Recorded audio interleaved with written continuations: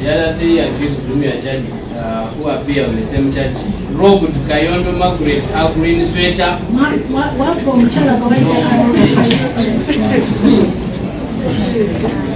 Robert, the other 3 accused.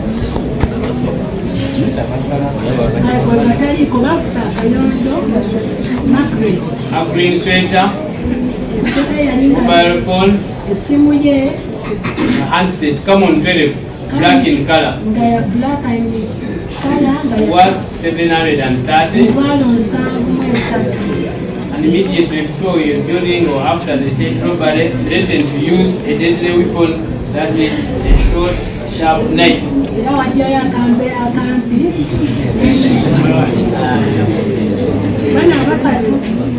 Sticks. They used it against Kayondo Margaret. No,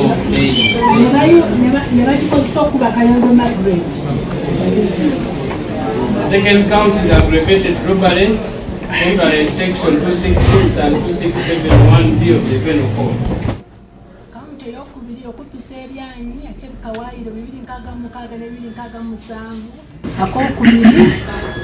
Mateka wa Uganda 1028. Kivumbi achilewo Mukumya Gaddafi wa Grace, alias Smart, Sebufu Edward, alias Mutwe, and others still at large on the 18th day of May 2024 at Maja Village. Nilengo, robbed Tecno Smart 8 phone and jumper valued at 400,000 from one Rebecca Drake. And immediately before or after the said robbery caused grievous harm to the said Rebecca Drake. Kivumbi akleo Mukumya Gaddafi wa Grace, Omulamuzi Smart nawe nyini Sebufu Edward ng'ennaku z'omwezi 18 ogwokutaano 2024 ku kyalo Mani ekisangibwa mu Manja Lwengo District mwabba essimu ya Tecno Spark 8 ne jumper batibalamu emitwalo 4 egya Uganda. Oluvannyuma mwatuusa ebisago eby'amaanyi ku Rebecca Drake.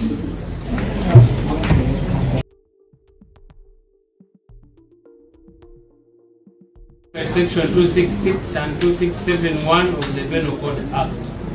Kaunti eyokusatu kubbisa eryanyi akawaayiro 266 ne 267 kusemateeka wa Uganda 1028. It's alleged that Kivumbi achilewo Mukumya Gaddafi wa Grace, known as Smart, Sebufu Edward, known as Mutwe, and others still at large on the 18th day of May 2024. Maja Village in Lwengo District robbed a mobile Spark 20 phone worth 470, cash 200, and national identity card all valued at 870 from Murungi Roda, and immediately before or after the said robbery used actual violence against the said Murungi Rogers. Kigambibwa Kivumbi akleo Mukumya Gaddafi wa Grace Omulamuzi Smart Sebufu Edward Mutwe ng'ennaku z'omwezi 18 ogwokutaano 2024 ku kyalo Mangi ekisangibwa mu Lwengo District mwabba essimu Spark 20 nga bagibaliramu emitwalo 47 egya Uganda, sente enkalu emitwalo 2, national ID byonna ne babiberamu emitwalo 87 nga byali bya Mulungi Rogers. Era oluvannyuma mwamuteekako akajagalalo yennyini oyo Mulungi Rogers.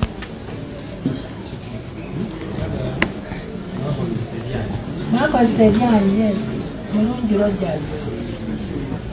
The fourth count is simple robbery under section 266 and 2671 of the Penal Code.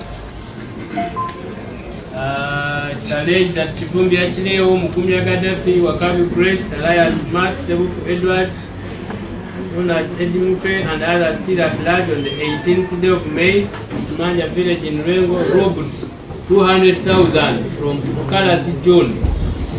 Immediately before or after the said robbery used the actual violence against the said Okalazi John.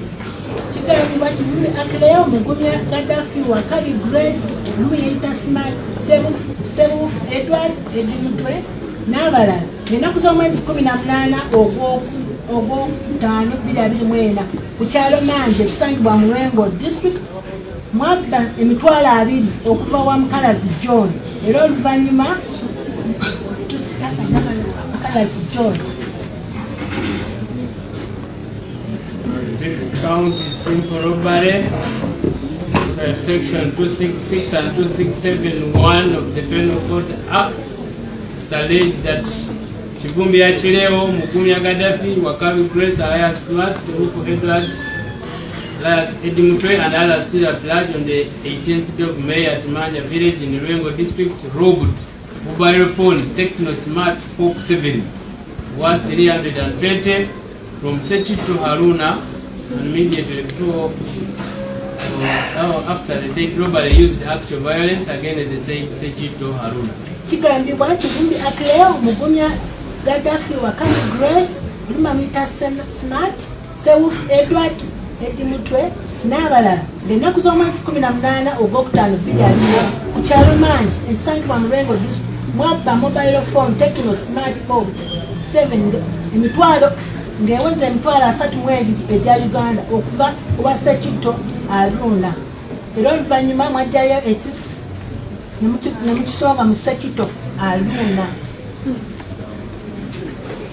The sixth count, you are not charged on this, but you have the right also to know this is assault occasioning actual bodily harm,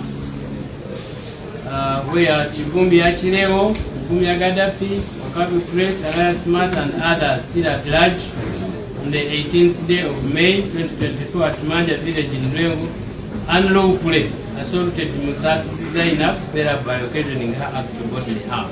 Kigambibwa Chivumbi Achileo, Mugumya Gaddafi, Wakabi Grace, Lumamita Smart n'abalala ng'ennaku z'omwezi 18 Ogwokuna 2024 ku kyalo Manje ekisangibwa mu Lwengo district mwatuuse obuvume ku mukyala gwe bayita Namusasi Zainab.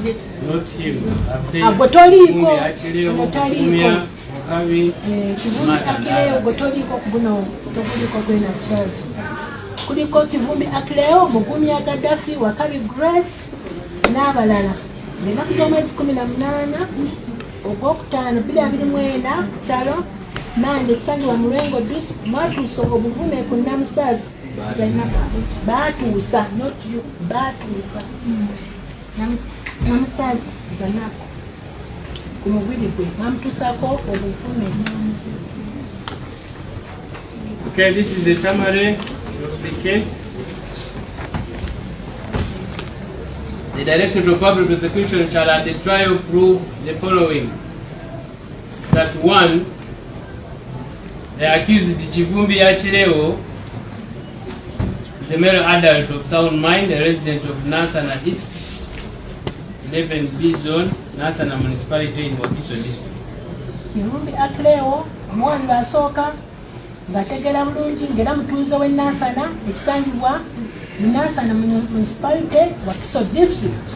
2, that the accused Mugumya Gaddafi, also referred to as Eto, is a male adult of sound mind, a resident of Nanuwade Zone, Wakiso District. Mugumya Gaddafi era mutuuze